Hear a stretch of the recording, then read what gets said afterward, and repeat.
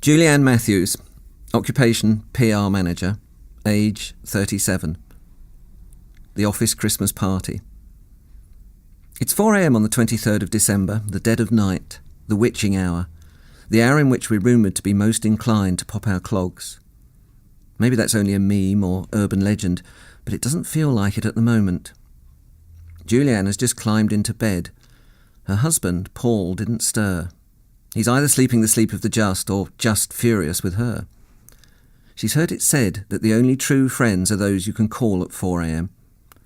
She's glad she's got Penny, but the problem is that Penny is certainly unconscious at the moment.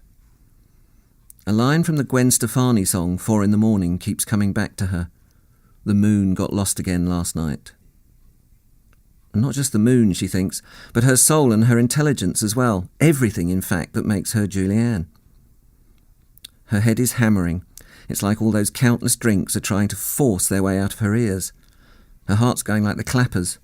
Maybe she's having a heart attack. Her throat's burning from 200 Marlborough Lights. She's dying of thirst. Caustic waves of shame and panic ripple through her. Once again, alcohol has undone her, worked its dark alchemy. She blinks away tears when she thinks about the ruined, beautiful blue silk dress lying in a puddle at the side of the bed. It cost a fortune, and tonight was only the second time she's worn it. In the light seeping in from the street, it shimmers like a stranded, phosphorescent deep-sea fish. How is it that drink so consistently transforms her from a responsible citizen and well-mannered, efficient member of the team into a rabid, foul-mouthed, libidinous, confrontational termagant, capable of pretty much anything? At such times, even she's not sure what her limits are. It's both a liberating and a frightening feeling. The party started at 12 o'clock in the staff restaurant. The normal no-booze regime is lifted for just this one day a year. The turkey and trimmings were bog standard, but the crackers and party hats and bottles of wine had a magical effect, turning normally rational employees into spoilt brats. They threw bread rolls at one another, told dirty jokes, flirted outrageously, were rude to the restaurant staff.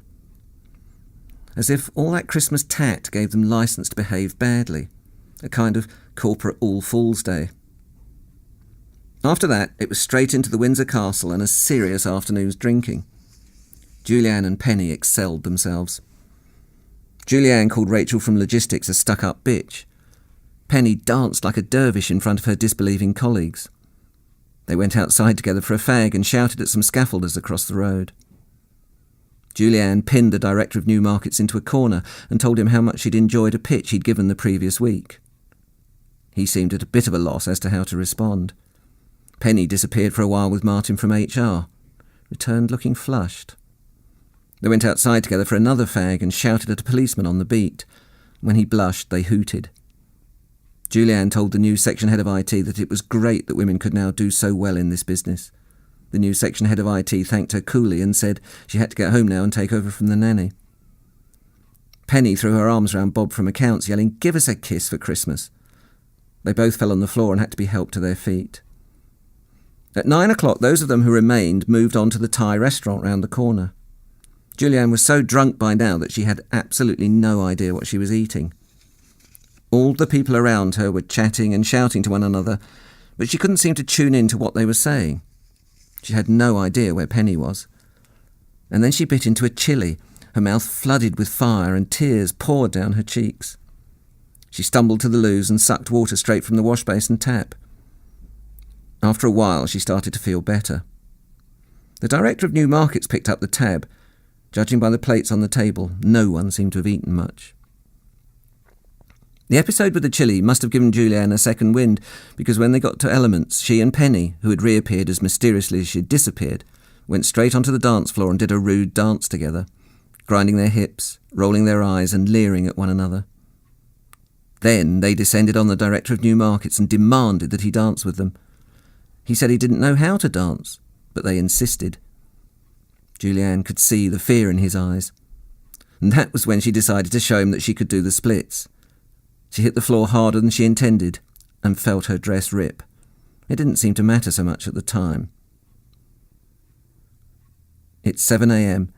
Julianne drags her bruised and abused body from bed. She's hardly slept. There's more than a chance that she's going to throw up. She wonders if she'll be able to manage that without waking Paul. Her phone's beeping. She's got 3 messages. The first's from Penny. It simply says, "Oops." Even though she feels like she's only moments away from death, she can't help but smile at such utter absence of contrition. The second is from the director of New Markets. She vaguely remembers giving him her mobile number.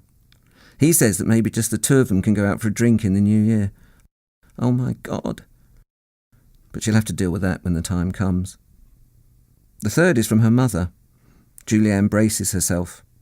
It says, "We're so looking forward to seeing you both tonight, darling. The neighbours are coming in for drinks. Happy Christmas."